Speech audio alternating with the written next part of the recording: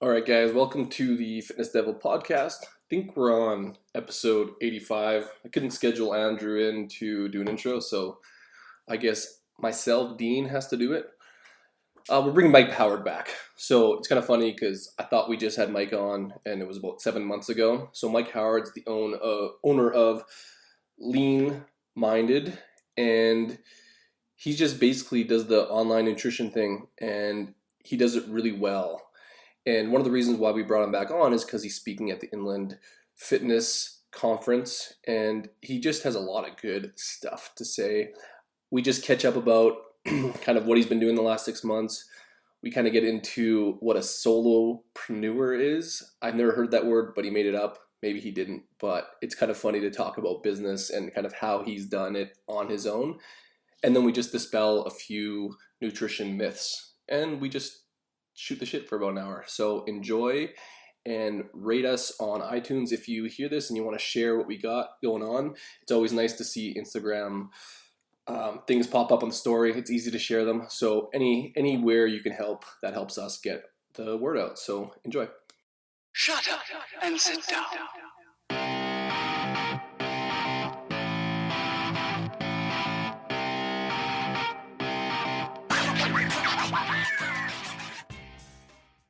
All right, but hey everybody, welcome back to the Fitness Devil podcast. We always forget to intro the host, so of course, anyone who's listening to this, it probably takes a little while to figure out. Once you get the personality, you kind of know the difference between these. But I'm Andrew, and then Dean is going to say something right now. I'm saying something right now. He's saying something right now, and we've got our buddy Mike Howard back. So Mike is the mind and mouth behind Lean Minded. He is, I love this stuff, the purveyor of inconvenient nutritional truths. And we got him back. So welcome back, buddy. Yeah, thank you so much. That's awesome. The mostly mouth, maybe, than more mouth than mine sometimes. But yeah, that's me. You know what's Thanks crazy? for having me back. This is awesome. You know what's crazy? I was looking at the Skype call because I had to set up this thing, and like it seems like it wasn't that long ago. Like I was like, oh, we just talked to Mike. Like what the fuck? Yeah. It was 7 months ago. Oh my god! Like, isn't that crazy? Yeah, 7 months. I know. I was thinking, oh yeah, it was 3 months maybe. I was like, like, let's get Mike back on. But like, wasn't he just on? Like that's weird. Yeah, But it was literally half a year ago, like over half a year ago. So yeah, it's great to be back. Thank you. Anything crazy happen in the meantime? I guess.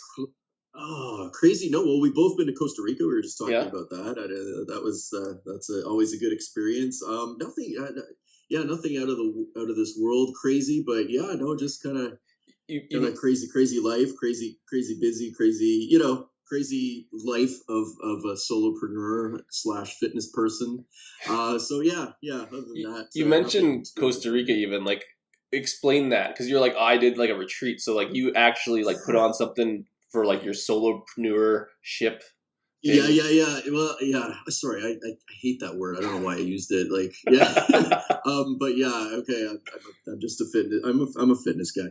But yeah. No. So last year, it was kind of an old colleague of mine, an old client who became a friend. We had sort of bantered back and forth about ideas, and she had just done kind of a yoga certification in Costa Rica. So she's like, "Hey, we should run something like this where."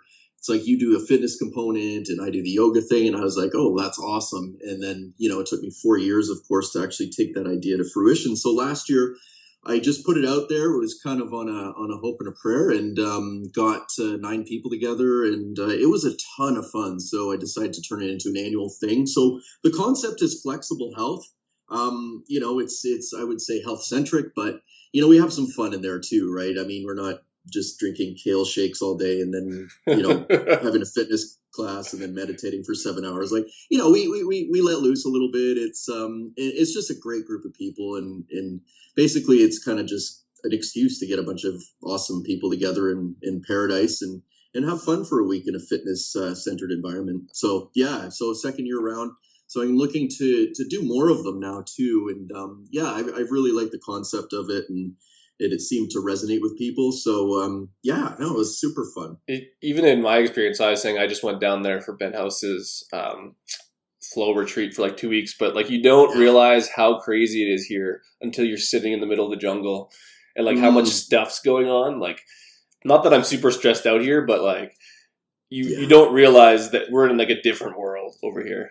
Oh, for sure. Yeah, absolutely. Yeah, we were sort of more the beach side, and I'd love to explore more of the jungle side of Costa Rica next time I go. But yeah, I totally agree. Different pace.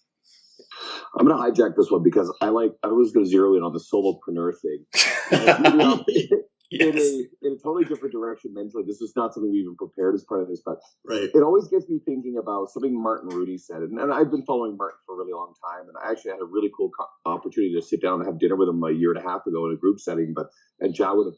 So you know how we get all these fitness professionals this will resonate. You own your own business, and we hear about all this sort of stuff. And it's almost worse with the MLM crowd because they're business owners, and we won't go shoot that down too much. Yeah. But if it's just you own a job, and this is something Martin said. You own a job. Yeah. You can't really, with what we do, go and fuck off for 3 or 4 weeks. Yeah, and exactly. Your business is still working for you. You got people who are taking care of your clients, all that stuff. You are your business. So quite frankly, you own a job. And I think it's something that's really important. And I don't mind saying, hey, I'm a small business owner. Hey, it's just me. Cool. But I don't wave that around like a flag, like I'm something I'm not. Oh, totally agree. Yeah, and and it's also really important for fitness professionals to really understand, and our clients, anyone who's working with us, to understand that we're a one-man show, and that is it. And if we get sick or something happens, then we are all that's bringing in that income. So it's fitness professionals thinking about growing and building other means of income outside of that, which is a really smart thing. Yeah, but I hope that kind of the clients and the consumers also sort of look at that too. And we could take this in another direction. There's always the memes about like, oh, you got a friend who's starting a business. Meanwhile, you'll go buy something from whatever Beyonce's selling. Yeah. It is worth thinking about taking a look at the people in your world who are working really hard and just starting out.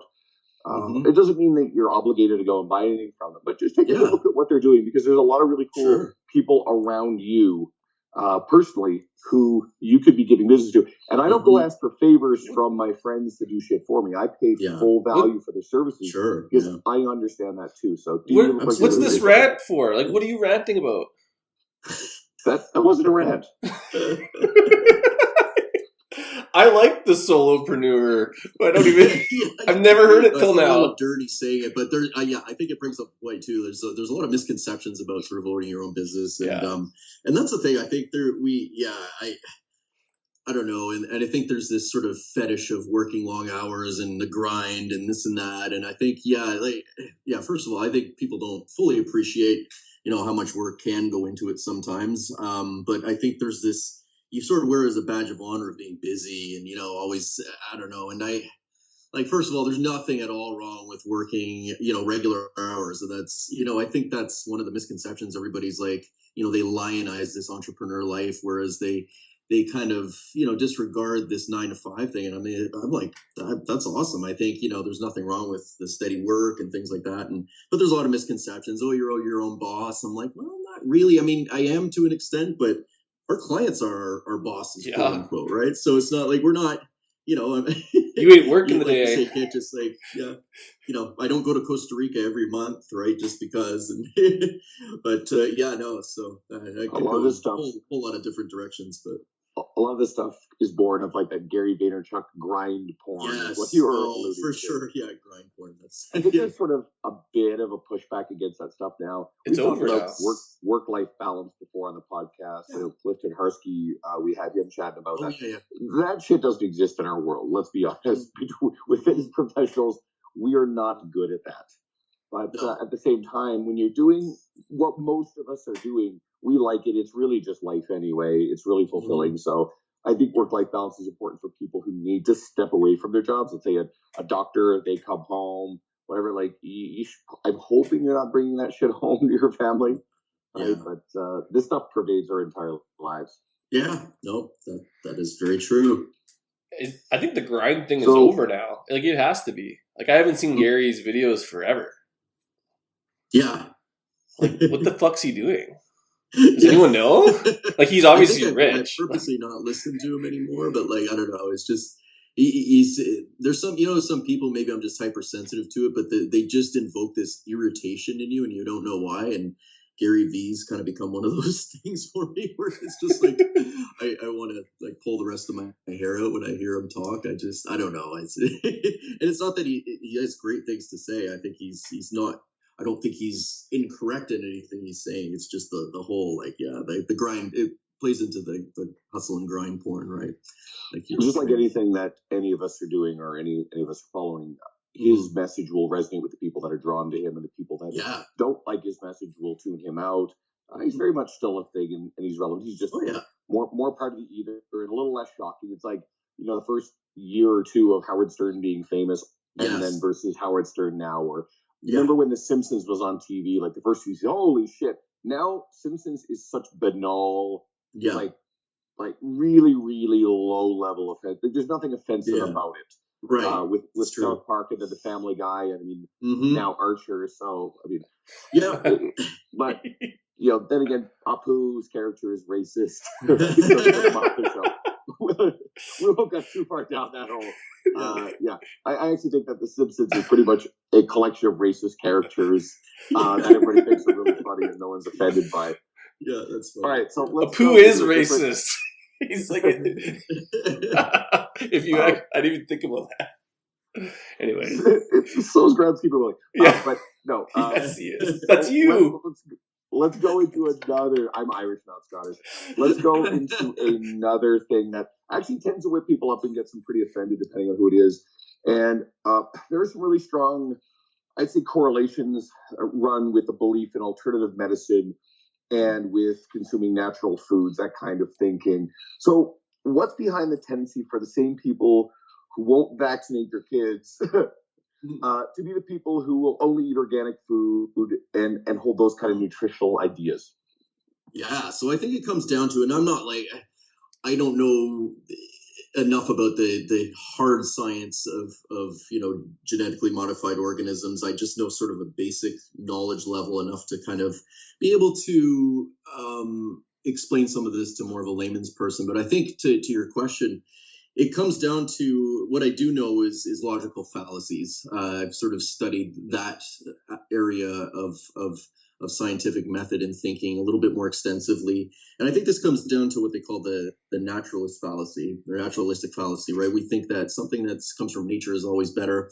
And there's a tendency to just shun anything that isn't quote unquote natural. And I think, those types of people, you think of them like clusters of grapes almost, right? So if you think of a cluster of grapes, the grapes are all slightly different, but the ones in the clusters are pretty much the same. So you do get that crossover. If somebody tends to be anti-vax, they tend to be very anti-GMO. They tend to be very, again, at following that naturalistic sort of principles and guidelines to life. They tend to be in moms groups on Facebook, and it's not just women. That's what I want to make that abundantly clear. It's equally men and women that become, I guess, drawn into this type of mentality. They tend to have what I guess scientists call it like a conspiratorial ideation, right? So they believe, they're anti-government. They tend to think everything is a conspiracy that doesn't align with their beliefs. And with that comes a whole list of other logical fallacies when they're trying to promote what they believe in. And I think it all is just very kind of almost first world elitist in a way, right? Because I think we're in a bubble in a lot of ways. And if you do have to worry about, so quote unquote dangers of vaccines or non-GMO food or conventional produce, you live a very good life. Yeah, that's actually you're in a good place if you if this is something that you concern yourself with, right? It goes like some of the conspiracy theorist stuff that gets a little further down the rabbit holes, like the flat Earth type stuff. Yeah, that's some pretty crazy shit. But did you see that documentary? Side note, no. It's on Netflix. Like, go watch it. It's actually not bad. Like, it's because it's not about. It's from like someone who's not a flat earther. It's so well done. I couldn't believe what it actually was. Like, I didn't even know flat Earth was that. I thought it was just the Earth is flat. Like, it's a fucking whole thing. Like, there's like a picture show and a globe of glass. Like, it's crazy. Wow. Yeah. Anyways, you should watch it. I've tended to avoid trying to have conversations on social media anymore, like arguments. Like, I stay the fuck away from that stuff. Yeah. Especially with people who have very strong conspiratorial thinking, because these things tend to run in clusters, like you said. but occasionally you bang up against this sort of thing, and Mike, I want to see what you had to think about this. When I'm discussing, I tend to actually very deliberately speak to the audience with it, versus trying to. And I'll even say to someone, I'm not even remotely interested in changing your mind. You're fucked. But I'm hoping that no one else is going to fall for your garbage. Yes. And so, how do you approach that? Yeah, for sure. And I wish I had your patience and resolve with it. And, sometimes you take a couple of deep breaths before you go keyboard commando. But I think, it's like you said, you touched on something important. You're never going to change the minds of those that are just off that deep end, right? But I'm aiming for the middle ground with this, and I think we almost have a responsibility as evidence-based fitness professionals or health promoters to combat that in some way. And I think you're speaking to a more middle ground here. The ones that, and if you can convince people that haven't quite made up their minds, the ones on the fence, they're like, oh, I'm not sure about this, and then approach it, meet them where they are in that sort of sense, and just try to answer questions and that sort of thing. And, and just kind of the other side is just not going to listen to anything you have to say. It's kind of like, what they call a backfire effect, right? I mean, the more you try to present them with evidence, the more they're actually going to, cower and sort of go back into their ideals and ideologies. Well, and they almost this was actually in the Flat Earth documentary, like people will say, well, the Earth isn't flat, what about this theory or whatever? And then they will loop around to something like, well, did you see 9/11? Blah, blah, blah, blah. Right, and then they'll use another thing to prove that their thing is real. And you're like, there's no argument, or there's not even a conversation, because it's just insane. Yeah, it's true. You can't, you're not even, I remember seeing this meme once. It's like, it would take an entire university type degree to just give you the basic knowledge so we can kind of even have a level playing field to talk about this. And not that it's about, formal education, but it's just about having that objectivity, I guess, in a sense. And just being able to sort of see things from the other side. And I've learned that as well. I'm not free of bias either. So I've had to check my own biases when it comes to certain things. And I'm certainly by no means a paragon of objectivity and always, you know what I mean? So I've had to sort of rethink a couple of things as well. And just, and I think it comes down to openness to seeing the other side sometimes. And but I think when it comes to I think we're doing a disservice by remaining silent on a lot of these things. And like Andrew said, there's a way to go about it that's more effective than others. And I'm learning better ways to communicate and draw a bigger circle, I guess. In terms of better information, then, let's go here. What are some major myths behind, I guess, eating natural food or organic foods and non-GMO foods, in your experience and with your knowledge? Right. Well, I think one of the biggest misconceptions is that it's safer, healthier, and more sustainable. And those three factors have been debunked. So I think, again, it comes down to this naturalistic fallacy. I mean, I think, the word chemical, pesticide, those conjure up images of just poisons and, and they use that with the anti-vaccine arguments too. Oh my gosh, you're injecting poisons, or we're spraying poisons, or we're exposing ourselves to poisons. And I think, there's a lot of misconceptions when it comes to that. For example, that organic food is free of pesticides. It is not. And anything that's tampered with too, so in the case of GMOs, I mean, they're, oh my gosh, you're messing with nature. You're playing God, this and that. So people can't see beyond that. They think if anything has been altered in any way, shape, or form, it's automatically bad. It's automatically evil. Even if it does feed a bunch of people in Africa, genetically modified rice to give it beta carotene to give deficient people enough vitamin A. It doesn't matter to them. It does it, and again, that comes back to the first world elitism. We've got abundance. We live in places where we have a lot, and we can stress about things that aren't needed to be stressed about. Yeah, Andrew, I had a thought. I was like, you had something there. Fuck. I'm just thinking about, the organic food, the GMO stuff. Mm-hmm. I don't know what the hell I have to add to that. I know what the fuck I was going to say. Jesus, like a lot of the food that we have today has been modified, has been functional for a very, very long time. Exactly. Bananas and corn and God only knows what other sort of things. They've been messed with. What is it? Was that monk Gregor Mendel was cross-pollinating stuff and they've been manipulating stuff for a long time. Wheat in its current form has been crossbred and is very, very different from the stuff that existed in nature. So a lot of the foodstuffs that we have has been played with and manipulated by humans. I mean, even your dog is a genetically modified thing from a wolf.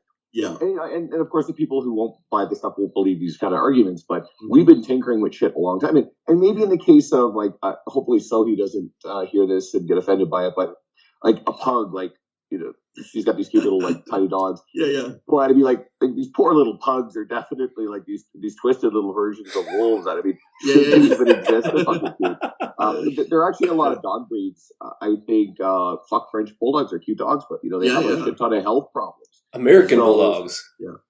They can't So even clean those are themselves. some cases where we are perfectly accepting of some stuff that we mess with nature, and we've got these little Franken animals going around here. So there's some questions there, but I don't think anybody's going to say, "Oh, we should get rid of all French bulldogs or pugs as a result." Yeah, exactly. But we have been tinkering with this shit for a really, really long time, and now doing it again, like you said, with the beta carotene and the rice, that's going to benefit a lot of people's lives. You mentioned sustainability, genetically modified food. A lot more of it can be grown on less land, much greater yields. Yes. So, you know, we're talking about a lot of this stuff, and again, another conspiratorial sort of thing about climate change. Well, one of the best ways to feed more people by using less land and agricultural land used for cattle, for example, that stuff is actually a very, very big thing that negatively contributes to their climate change.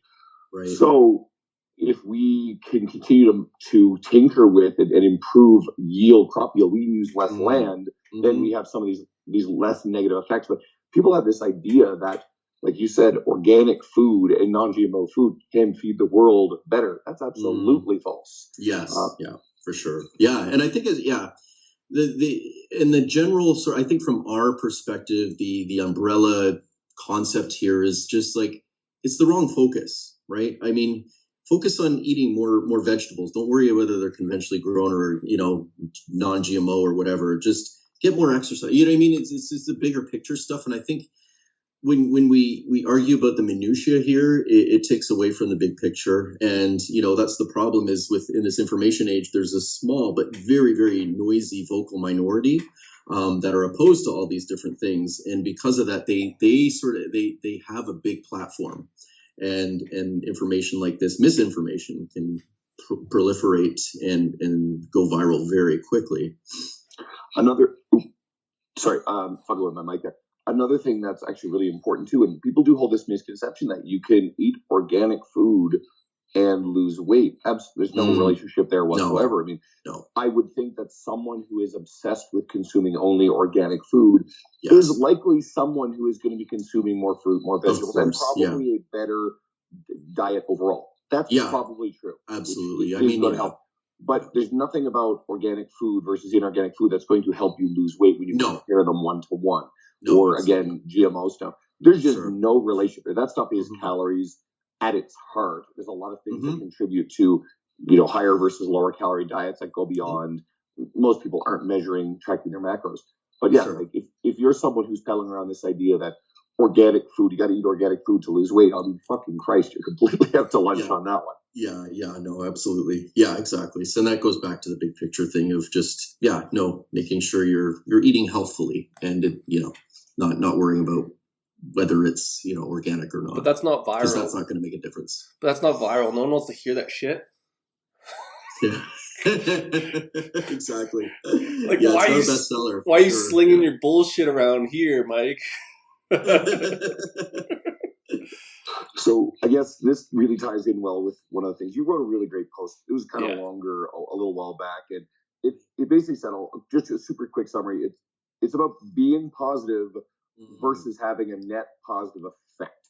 And I can relate to this one too, because every once in a while I'll say something that people will kind of get at me a little bit for being negative. They don't like it when I rock the boat about some of the bad behavior, the shitty integrity that we do see in our industry sometimes. Or if I'm playfully making fun of shit that I see in commercial gyms, which I try to be lighthearted about. So in the end, the goal is to have a net positive effect. But do you want to elaborate more on kind of where this came from and what you meant by it? Yeah, absolutely. So I've been ruminating on that for a while, and then somebody posted something and it just kind of reintroduced the idea of toxic positivity, right? We hear a lot about toxic negativity, but there is a such thing as toxic positivity. So we'll get back to that in a second. But yeah, in terms of a net positive effect, I think, as fitness professionals, as fitness professionals that have voices now via platforms of social media and whatnot, there tends to be this kind of idea that we need to keep things positive all the time and, approach things positively and just never be negative and that sort of thing. And I think there's a balance is what I'm saying, to both. And I think, as fitness professionals that are fairly responsible and evidence-based, we do have almost a responsibility to call things out. Now, there is a better way to call things out, and I'm still learning that better way. I fully admit to not being, the best role model always when it comes to that sort of thing. Sometimes I'll just be in a mood and I'll just, punch something out there, press send, and all of a sudden I'm like, oh yeah, I was a bit of a jerk. Yep. But I think, but for me though, I take what I do seriously. I don't take the industry seriously all the time. And when I say that, I care about it. I care about the people. I care about providing good information. I also joke about it. I like to be jovial about it. I like to kind of just poke fun at different aspects of it. And, because our industry just it begs to be made fun of sometimes. But it's lighthearted. Like it's not meant to be mean spirited. And I'm not sort of, I'm not dropping ad hominems on specific people. I have, called some individuals out on certain circumstances. But again, I think it's good to shoot down bad messages sometimes. And I think we are in an industry where there's a lot of fads, and some of this can border on dangerous, right? In terms of more extreme fads. Like your neighbor there with the snake. the snake guy. Yeah. Oh, he's fair game now. You can dust him up pretty good.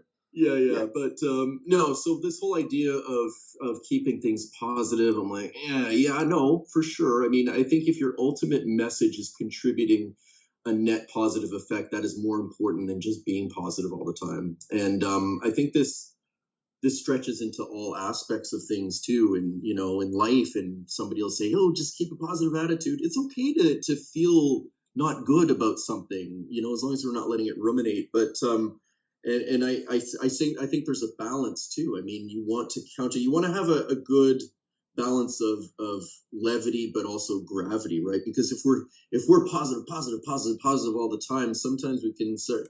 It allows for a little bit of sometimes, I don't know what the word might be, but complacency, or it allows for a little bit of it's not conducive to getting consistent results too, because you have to have some form of reality, right? So there's this point between hyper optimism, hyper negativity, and we have to find a balance there. I think one of the researchers did that. It's good to have like one not so positive thought for every 3 or so positive thoughts. I think he calls it the Lasota line, or he's a Brazilian psychologist, I think. And but anyway, his thing is like, you don't have to be positive all the time. In fact, it's detrimental to be positive all the time. And Gabriel Oettingen has the same type of research where dreaming too much, or thinking about the outcome too much, and in too much of a positive light takes away from the process that's actually needed to get there. Well, I hope some of that made sense. Yeah, and I don't know what the hell I was reading recently, but it's that idea of like our body and our like central nervous system and even our brains taking in all these things, and to like replace an actual bad thought or a threatening thought with something positive because that's what society wants. You're almost subduing your natural nature to have those thoughts, and then it won't direct you where you want to go. So it's almost unnatural in some cases to replace it. Agree. And be overly positive, because then you don't get the outcome you want, and it's probably not a safe outcome because you're trying to lead yourself towards success. And shouldn't ignore There's that. There's a couple things that go on in here that are worth pointing out too. Is most people, I think the research on like negative thoughts versus positive are overwhelmingly negative about ourselves. Mhm. So I think there's something to be said for being very, very conscientious about that internal monologue, that negative self-talk. Mhm. And what I figured out, because I spent a lot of time talking about the stuff with clients, is that people, and some of my clients have admitted this stuff, when they do it to themselves, they feel like they're insulating themselves from criticism from anybody else. Right. And that doesn't work Yeah. very well, because ultimately what's happening is you are telling yourself you're not worth it, you're not good enough, you're a bad person, all this sort of shit. Yeah. And you do believe yourself, and therefore Mhm. that tends to paralyze people into these negative patterns Oh, of and course, behavioral yeah. loops. Mhm. So I would say be on guard against that. I don't know. We all know those sickly, annoyingly positive, fucking cheery people you want to kind of punch in the face all the time. I think some of that stuff, especially now with social media on an Instagram story, some of that stuff's really contrived. I think you can smell that Yes. bullshit too. So I hope most people can see through that. Yeah, absolutely. And fuck, I'm losing trains of thoughts all over the place today. Yeah, I guess that was probably the one I Yeah. wanted to hit No, upon. and I think you bring up a very, very good point there. And yeah, I can go on a fairly long tangent about it. But I think, yeah, no, most of us do have a negative disposition. And I think countering it, but countering it in the right way, like, just sort of, we're looking for a little bit more internalization, I guess, in, when it comes to sort of something to the effect of a negative mindset or negative predisposition to mindset. Yeah, no, for sure, that has to be changed. So it's about, I think it does come down to self-forgiveness a lot of the time, right? It's like, okay, you're going to have those feelings. Don't try to crush them, but figure out, okay, why? And is there a different way I can think about this, right? And I think when we internalize more, it's that ACT therapy, right? It's kind of third wave psychology. Instead of trying to crush negative feelings and not feeling them, I mean, we're accepting and committing to changing them, right? And or how can we think about that in a different way? But you're right. I think there is this hyper positivity on social media with, the memes and just, like positive vibes only culture.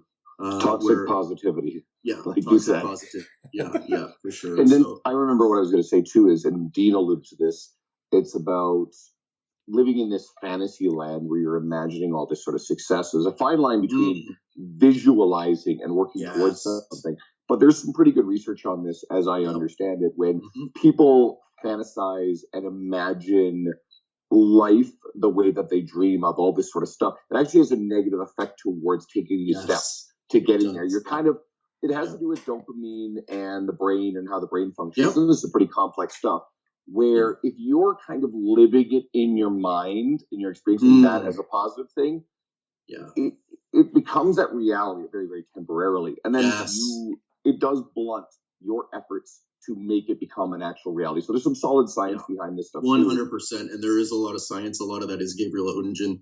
I can't remember the name of her book, but yeah, she touches on it very extensively. And so does Eric Barker in his book, Barking Up the Wrong Tree. So if I can just expand on that a little bit, because you mentioned dopamine, and that's why it is, because our brain doesn't do a very good job of telling fantasy from reality. So when we think about a goal in those huge terms and those dreams, in a way, our brain thinks we've already achieved it. So we take our foot off the proverbial gas pedal of action. And when it comes to dopamine, I mean, it's known as the feel-good or neurotransmitter, I guess it is. But really, dopamine is an anticipatory neurotransmitter. So it anticipates pleasure. So to use your example, if we're thinking of big dreams, so let me just give you an example. If we are expecting, and it thinks of rewards in terms of relative, not absolutes. So, for example, if we are trying to achieve a goal and we are expecting a smaller medium reward for it, and we get a medium reward, dopamine's released. If we're expecting either a medium or a large reward, we still get the medium reward, no dopamine, right? Because that larger reward is still on the table. So, and that's the big picture in terms of boiling this down to something that's more actionable is taking smaller steps, setting smaller process goals, right? Instead of dreaming about things and the traditional model of goal setting. which does do I think that's where a lot of people have successes in a lot of these diets and habits and I think that's all the habit books essentially is like you start small and you build upon it, and that would essentially explain why that works. Yeah, absolutely. Yeah, that's right. Like you just wrapped up pretty much like 4 books. Take smaller steps. If you want to take that a little further, I mean, this is one of the reasons why like Mike and I are pretty well known for being rabid consumers of this kind of literature, and there's a reason for it, and it's not as easy. Like critics of people who read a lot of books will say, "Oh, well, are you really absorbing all that sort of stuff?" And I try to turn that around a bit. And I say, you know what? Most of the books I've ever read, I can't recite verbatim what happens chapter by chapter. Oh, yeah. But this stuff does. It gets into your consciousness, and you can pull it out just as we have in this conversation, and apply it. And sometimes I can't even remember which books that I've read that are about these particular topics. Yeah, exactly. There's certain things that are very, very clear. Okay, if you want to read about concentrating uninterrupted work, you go read Cal Newport's book Deep Work, right? Because I just saw you posted about digital minimalism. Yeah, I know Dean loved it, and I thought it was pretty good. Yeah, I thought it was good Deep too, Work is really the big piece of work that he did. Yeah. So, and I still think that trying to consume a lot of this stuff is a really good idea. After a while, the umpteenth book on habits is probably getting a little bit old. But if you go and read The Power of Habit by Charles Duhigg, and then Atomic Habits is a really good, more pop accessible version of the St. James Clear's book, you're probably really well covered. You can move on to some. Oh, sure. Yeah, exactly. Totally. And I'm in the exact same boat. I've got, my brain is like a sieve. I probably absorb maybe 1%. And it takes for me a lot of these books to reinforce those different ideas for me to say, oh yeah. And to be able to kind of recite this on a podcast or at a presentation or on a blog post. Yeah, it does take a lot of reps for me to do this. And I'm a consumer of audiobooks too. So it's kind of like one of those things. I have to read them sometimes 2 or 3 times. And I was a horrible student, I think partly because of that. My retention is just not very good. My brain's all over the place. I have a hard time focusing. But yeah, no, that's cool. And I get a lot of book recommendations from you. And just to be very clear, Andrew reads probably about 10 times more books than I do. So I don't put myself in that same echelon as you. But I know we read a lot of the same stuff. I get a lot of great recommendations from you. So no, it's good. I mean, and that's kind of one of those things that I don't know, I committed to, listening every time I'm in a car. And that's just, again, one of those things that saves time. And I guess for me, helps me sort of quote unquote read more books. You're in Vancouver, if I'm not mistaken, like greater or like the surrounding area of Vancouver. How much time do you spend in a car? Okay, so you know what? You're not even in cars that much. No, I'm not in like, my commute's very short because I'm not far from work, but my kids live out in a city kind of 40 minutes away. So, I go to pick them up on Friday night and then drive them back. And then, I'll go out and watch their karate practice. So I do spend more time in a car than one might think. There are opportunities, and it's cumulative, right? So even if I'm driving like 7 minutes here, 5 minutes here, 15 minutes over the course of the day, that probably equates to reading 20 pages or 25 pages of a book. It really adds up, and that speaks to another thing that I think is worth touching on too, is it's making time for this stuff. I've read a couple of, I hope I'm saying her name right, Laura Vanderkamp's book. Yes, Laura Vanderkamp, Fuck, she's incredible. So I think it's 168 hours is one of them.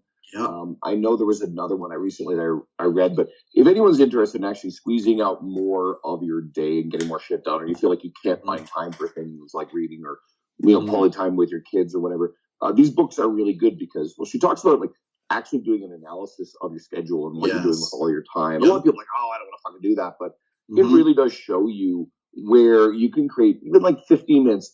Think about when you've got 15 minutes.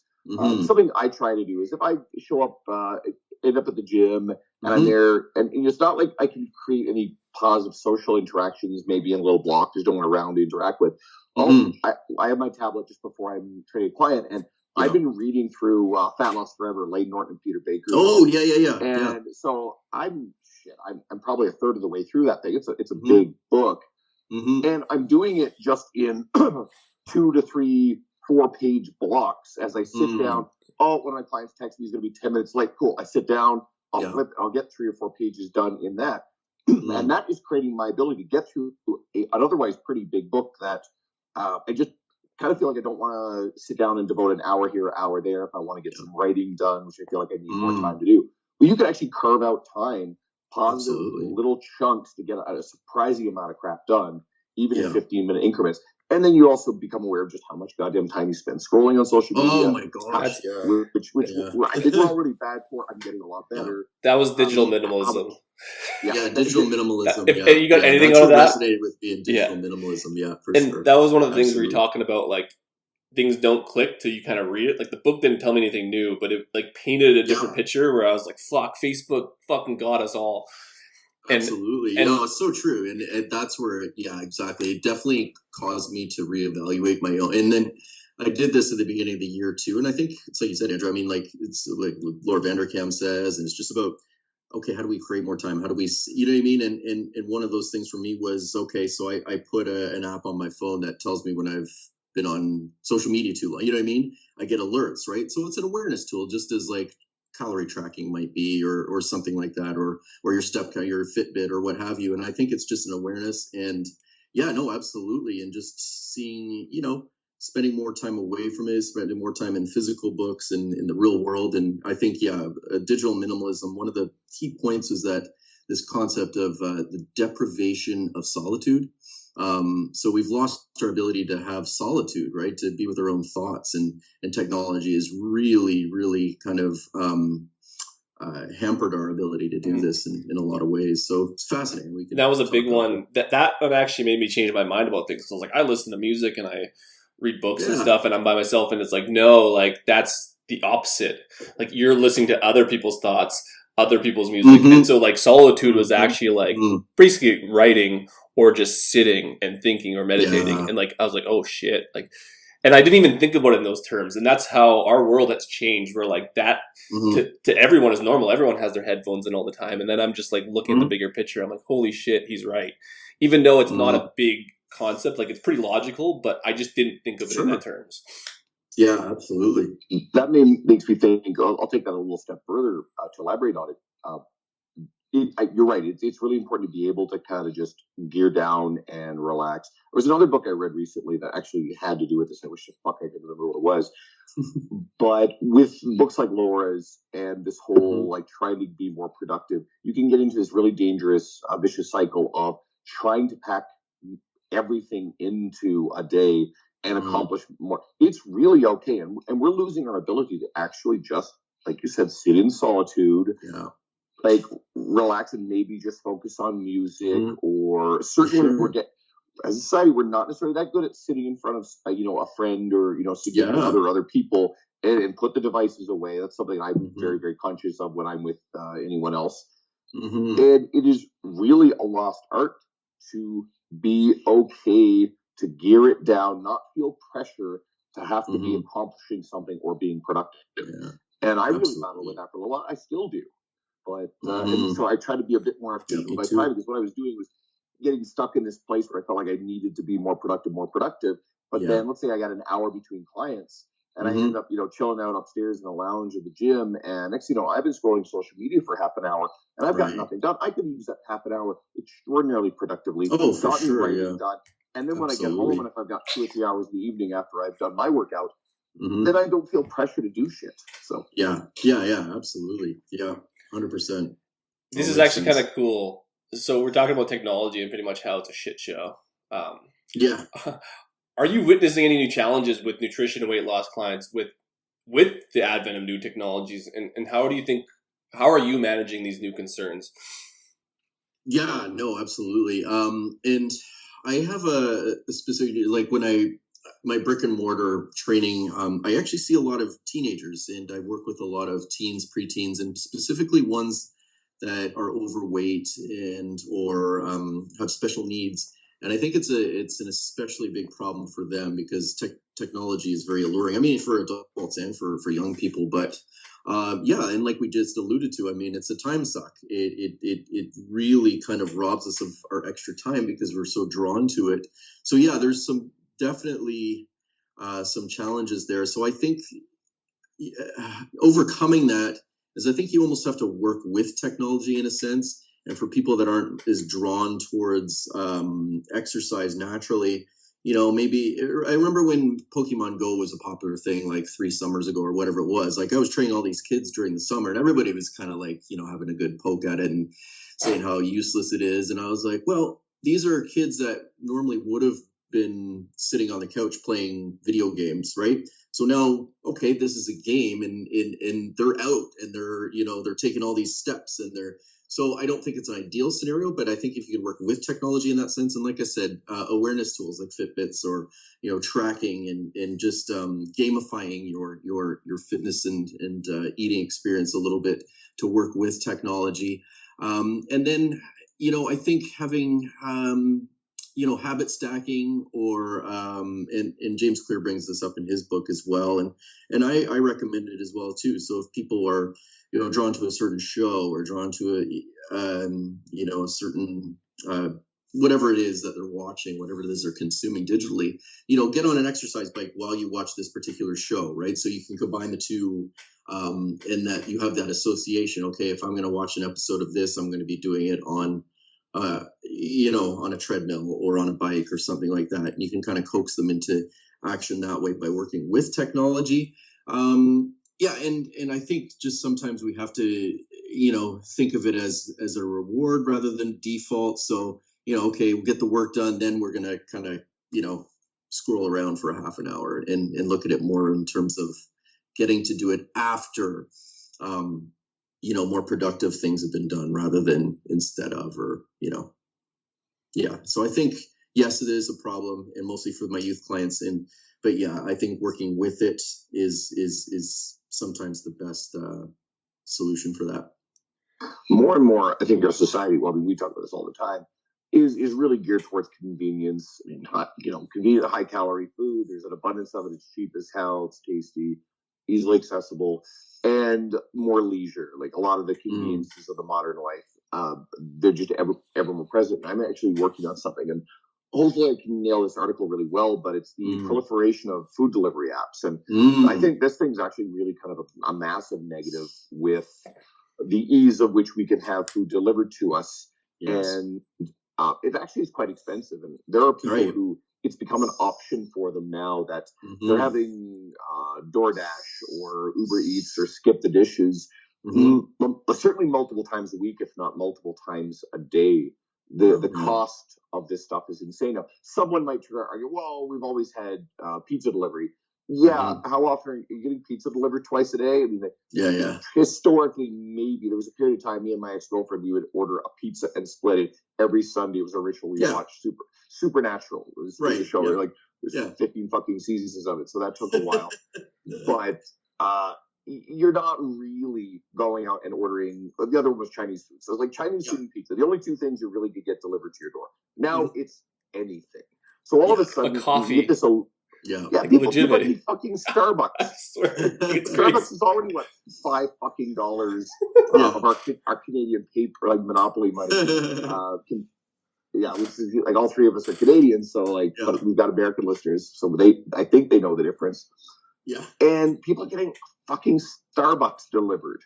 I'm probably throwing in more. Mike's drinking a Starbucks. He got delivered, probably. Yeah, I got this delivered. He's got a Starbucks right there. It's like, fuck you guys. Please has anyone ever noticed that? Like, I won't even eat any of the food at a Starbucks. Every once in a while, I'll go in for a black coffee. Right. It's not too bad. Yeah. But you look at all the food, and it looks terrible. But people are eating this stuff. And I think if you're going to get Starbucks delivered, they're probably justifying the expense. Like, I'm going to throw in some of these egg bites or whatever other sort of these styrofoam-looking cookies that they have on the display there. They look terrible.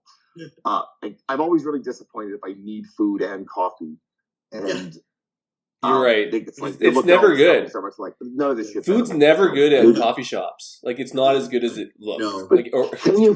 Can you imagine spending $15 to $20 having a Starbucks coffee and whatever sort of treat delivered to you? And this becomes a daily thing. There are going to be people who have the resources, but this shit's nothing. It's no big deal. They literally have that much money.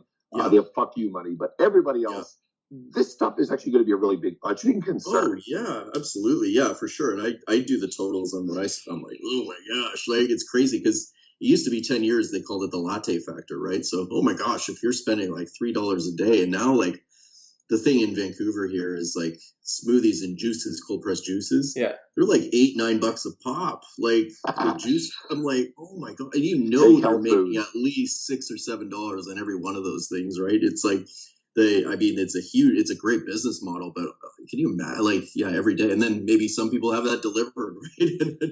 Extra expense, but like, Vancouver's expensive enough to live in. It is. Oh yeah. Tax rates are high or whatever, so I mean that's what the businesses probably have to charge just to pay the rent.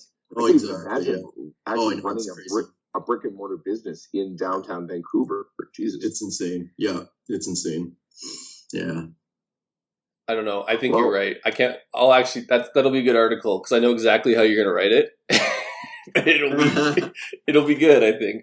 Because you're right. It is. I would say it is a net negative. Like, and we just ordered because we were moving. So I was ordering. It gives you more options, but I think if you're one of those people that more options ends up being, you're going to use those options because there's just so much. It goes back to that all those inputs coming in. It is a net negative. If you can't hold yourself back and make better choices, like you're gonna run wild on that thing. Like, I'm sure it happens. Like, it just opened up the floodgates.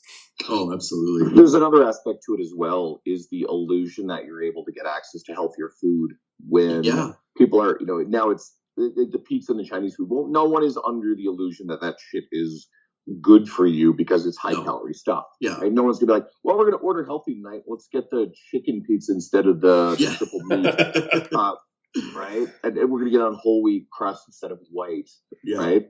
So now you're getting delivery of shit like Booster Juice and all these other faux health foods, health halo stuff. You mentioned there's cold pressed juices. I mean, Jesus fucking Christ, no, that stuff is not going to help you lose weight. No. You take all the fiber out of it and you actually lose a lot of the nutritional value. Juicing, that kind of juicing anyway, I think is a major bullshit health fad that we're seeing. But yeah, people are getting all kinds of stuff. Oh, we'll get I don't know. There's all these. I don't want to shit on chopped leaf because I actually think chopped leaf. I just got chopped leaf. That's what I got. Well, one of my clients owns a chopped leaf franchise here in the Edmonton area. I'm gonna shout him out.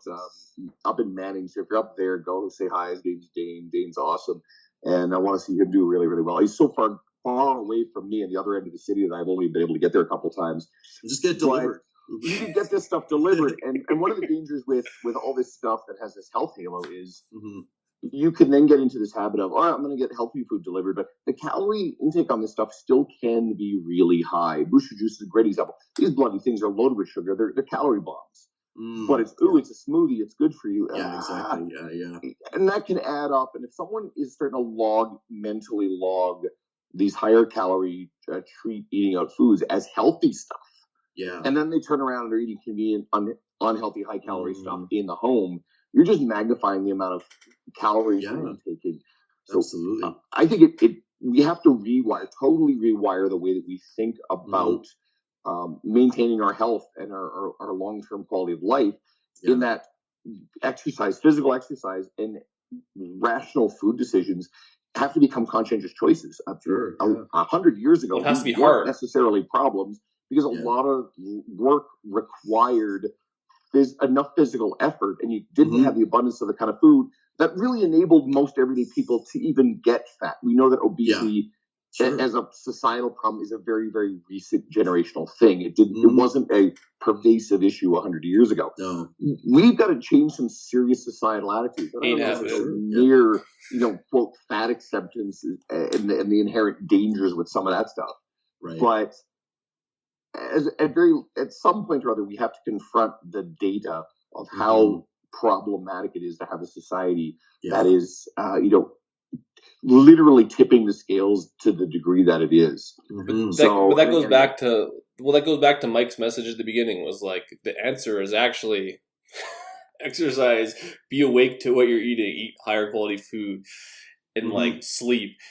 And don't give in to Uber Eats. But like that's the answer. It's just like that's not sexy. And that also doesn't make any money for anyone. Yeah, that's true. except for nutrition coaches. Yeah.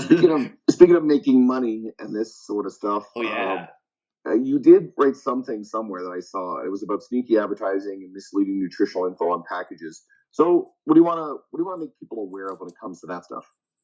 Yeah, well, I think going back to what we were first talking about, I think a lot of companies now play on the anti-GMO thing, and I think that's become sort of a marketing term now and a marketing gimmick largely. So there's the organic thing, there's a non-GMO thing, and then remember when cholesterol was the big scare before our low carb diet said it was no big deal. We did things on packages that said, no cholesterol, things that weren't animal product to begin with, which wouldn't have cholesterol in the first place, but we're going to say there's no cholesterol in it anyway. Non-GMO salt, organic. Yeah, that's salt. right. Yeah, exactly. So, I think that's a big one. I think first of all, if they have to splash claims on it, you should probably be automatically skeptical. I'm not one of these people that anything in a box or a can isn't good for you. But yeah, if they're making outrageous claims like that, splashy claims, just basic learning how to read the label. First of all, what is the serving size? How many calories are in that serving size? Okay, what's the protein content? What's the how much sugar is in it? How much you can look at fiber too if you want, depending on what you're looking at and looking for. I and again, it's an awareness tool. I don't recommend obsessing about ingredients, that sort of thing. But yeah, I mean, for example, I was in the grocery store the other day, and I was craving pasta. It's like, okay, well, I prefer the taste of the white pasta, but let's see what they've got here. They have some that are a little higher in protein, so I'll check the protein and fiber content, and I'll try that out. But yeah, no, I do recommend just trying to. And like I said, it's become a marketing gimmick. So A&W, Chipotle, they've gone, I think, GMO free, and A&W went with sort of both the grass-fed beef and there's the meat substitute one. What's it called? The vegan burger. Yeah. So they've sort of ridden that wave of health halo a little bit, because the grass fed thing is very popular, and oh my gosh, what's it called, the meat alternative? Anyway, I gotta look. It's gotten huge publicity. I tried it once. I bought it at a local food. Not not my thing, and expensive too. It was like $9 for 2 patties to buy at a grocery store. I'm like, yeah, that's might as well get Uber Eats and get a Starbucks with a bacon Gouda sandwich.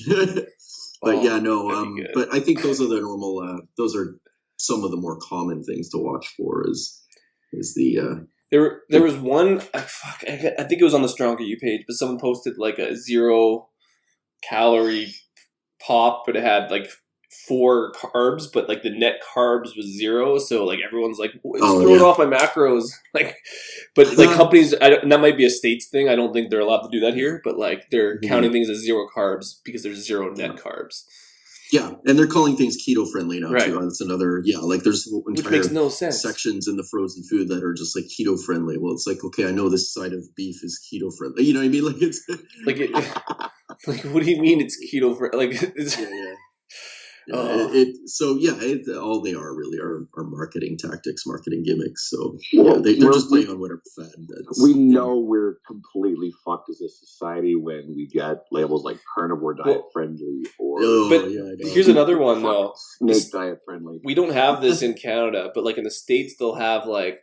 So they'll have like their monsters and shit or like whatever drink, and the serving size will be for like half of that or like 1/3, like 3.5 of it. Like where ours is like by the can. Like that fucked me up on some of them. Like what the hell? And then I'm reading. I'm like, that's a lot of math for someone, and I know what to look for. Yeah. Like they're like what? Yeah. We don't have that here though, right? Like I'm pretty sure that's not a thing. No, I don't think so. You shouldn't have I'm not a fan. I've been out a calculator when I'm trying to look at nutrition labels. So I've noticed that when you walk around in the U.S., like fuck Vegas, holy shit, the serving size on everything is ridiculous. Like the drinks, you're walking around with these giant slushies with 4 ounces of alcohol in it that you can get at a vendor on the street in a giant like plastic glass. Yeah. I mean, that's fantastic once or twice. Yeah. But while you're down there 10 times. Everything is bigger down there. Oh, yeah. That's the first time I witnessed when I was in Vegas the first time, like 7 or 8 years ago, was the first time I saw a half-pound Reese cup. That thing is enormous. And I had to read the label just because I was curious, and it's like, 7 weeks worth of sugar, and it's hilarious to look at. I'm just like, it's the size of a hockey puck. Like, it's for Americans. I probably shouldn't tell anyone this, but I mean, you get to the kind of consistency and the intensity of workouts that experienced people do, and you take sort of extreme dietary measures to get to put on lean mass. So I remember when I was making a big push to get I was really kind of at a set point about 250, and then to get up to that set, now I'm at a set point of around 260. And I had about the same level of leanness, training aggressively.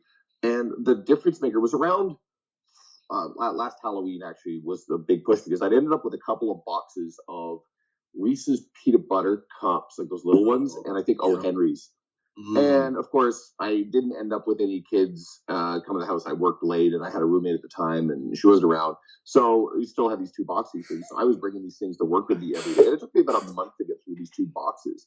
But in the course of about that month, I put on a lot of weight. And again, like, it didn't gain much body fat. And so I actually used Halloween chocolate to be the catalyst to get me into the calorie territory I needed, because you get to this size and you can't physically ingest enough spinach and chicken. Sure. I'm at that point too. The shit you gotta do is just like, it's not cool. I mean, you could do it the other way. It's just hard. Are you showing a picture of your cat so you can eat your cat? Hello, Kitty. What's the cat have to do with this? Sorry for anyone listening. He's just chilling out there behind my shoulder. He's very still. Yeah, he's pretty cute. My Instagram, people, by the time they listen to this, I will literally be on a plane to fly down to hang out with you, Mike, in Spokane. Can't wait. So we'll release this in 2 weeks. But my Instagram story last night, I put a bunch of video of Ozzy, my cat Ozzy, up there, and so he was just doing his thing. So what else do we have for you? We talked sneaky advertising. So we already kind of got into books, but I've actually been looking for, I need something good to read. I kind of got a whole bunch of stuff saved up, but nothing's really interesting. So have you read anything interesting recently? What do you got for us? Yeah. So, I mean, and I think we probably discussed them. I think I post most of them, but and nothing to do with fitness, but just, I think, society, the coddling of the American mind, I found was very, insightful. And I think that's a good read for anybody, no matter where you are, kind of on the political spectrum. And it's just, and he touches on some of the things that Cal Newport talks about too, in terms of the digital aspect, proliferation, right, and especially with Generation I, so the generation born between 1995 and 2012. And how rates of depression and anxiety have all gone up, and they are sort of correlating it with rampant smartphone use, because that's the first generation that has now graduated people that know nothing other than smartphone, which makes me feel very, very old. But that's but there's massive problems associated with that, and just how at the college university level, like, they're promoting this hypersensitive, like, very they're to a point where they're derailing thought in terms of, like, not inviting speakers in that are what might offend some people. So they're taught to see hurt feelings as unsafe, and I think that's the problem that they're talking about. And it's good, and he does a good job of showing both sides of the political spectrum on that as well. So that one I found very good. One by, actually, he's a colleague, and I didn't even know. I mean, I've sort of somewhat heard of him, but Pat Flynn, How to Be Better at Almost Anything. That was a really cool book. I read that.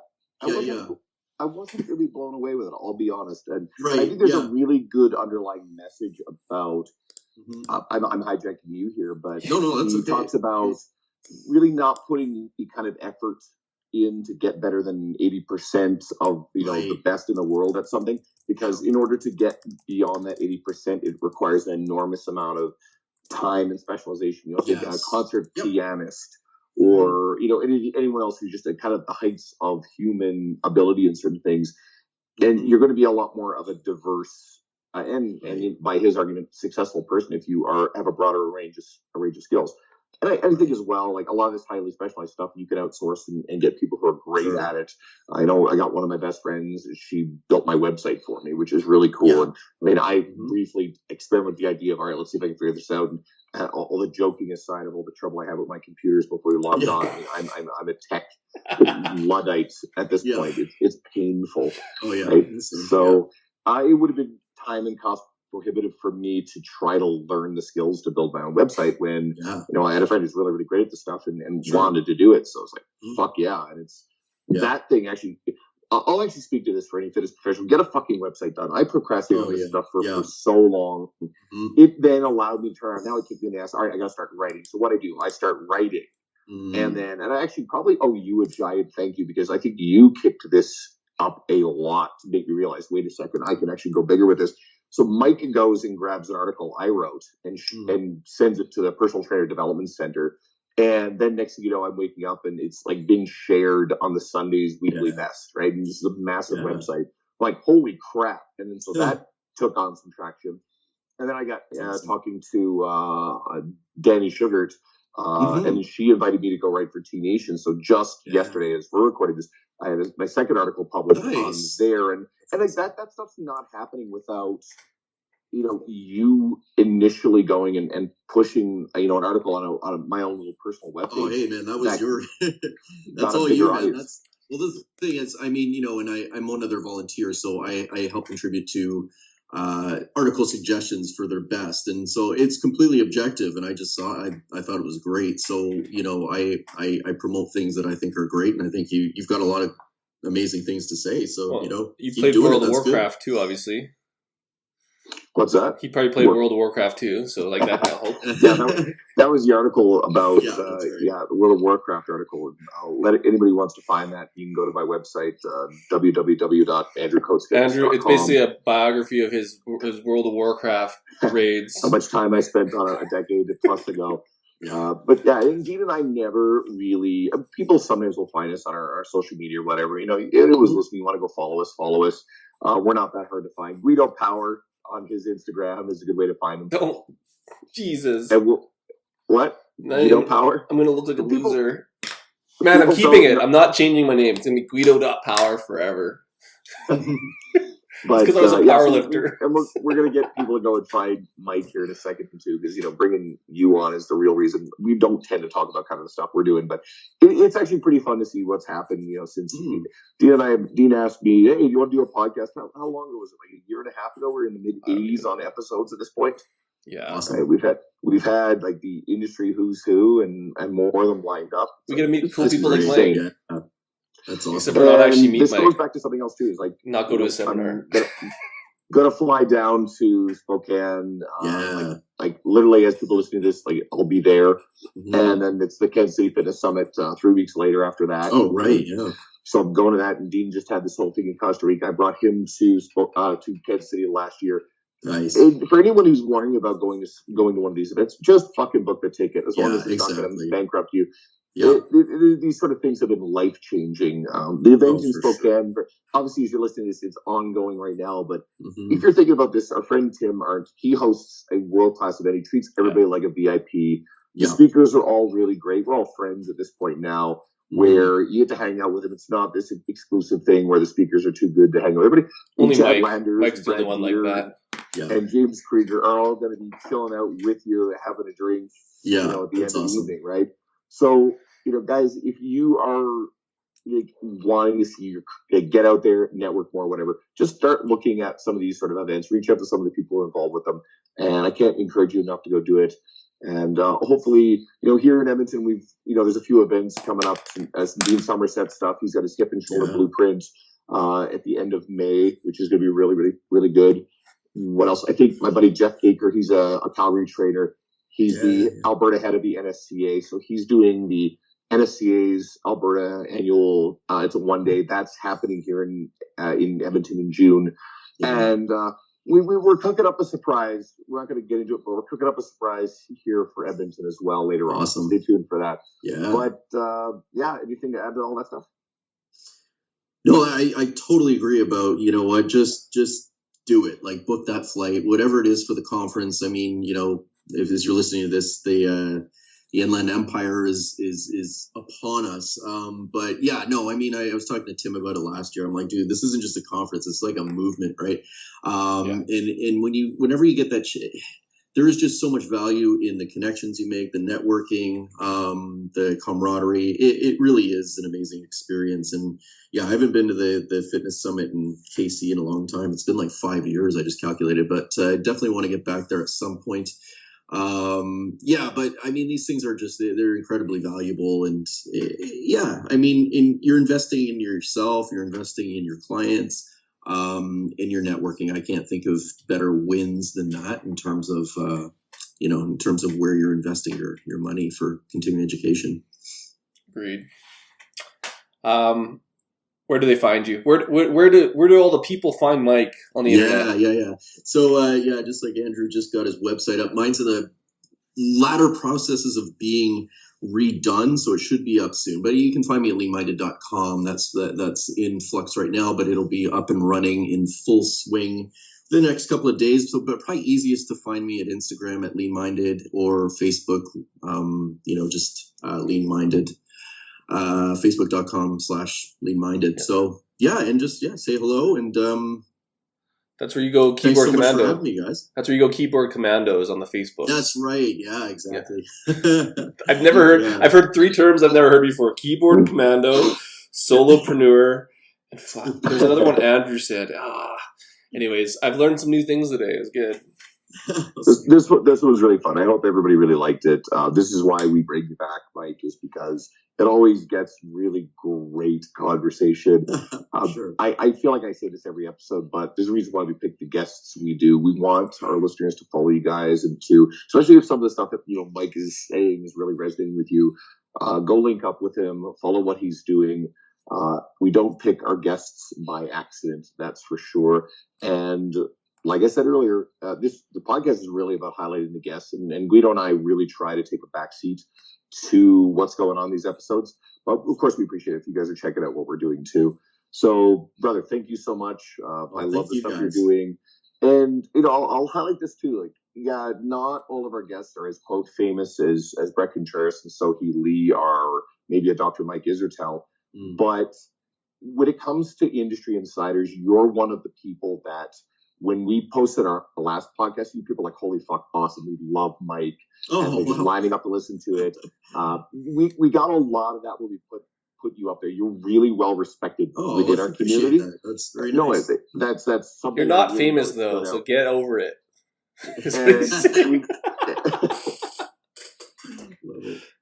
Cool. Well, thanks guys for tuning in, and I got to figure out who we're getting on the podcast next. I got a few things lined up, but I got a few people to ask, so hopefully we'll have something great for you. Thanks a lot. I appreciate this very much, guys. Thank you. Shut up and sit down.